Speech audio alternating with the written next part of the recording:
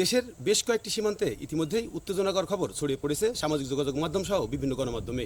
সম্প্রতি চাঁপাইনবাবগঞ্জ সীমান্তে বিজিবিকে লক্ষ্য করে বিএসএফ সদস্যরা সাউন্ড গ্রেনেড নিক্ষেপ করেছে। এই ঘটনার পর থেকেই দেশের বিভিন্ন সীমান্তে বিজিবিরা তাদের তৎপরতা এবং টহল জোরদার করেছে। মেহেরপুর সীমান্তেও একই চিত্র। সেই চিত্র দেখাবে মিরর বিডি। আমাদের সাথেই থাকুন।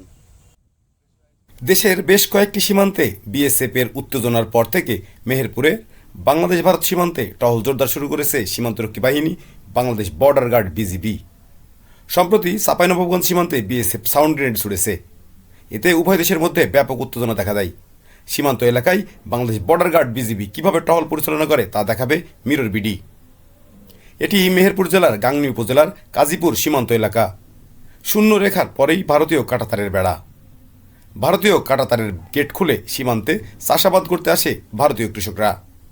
সীমান্তে চোরাচালান ও অবৈধ অনুপ্রবেশ ঠেকাতে তৎপর রয়েছে বিজিবি। টহলের পাশাপাশি সীমান্ত এলাকায় অ্যাম্বুশ নিয়ে এভাবেই দায়িত্ব পালন করেন তারা। জেলার প্রায় 100 কিলোমিটার এলাকা ভারত সীমান্ত ঘেঁষা।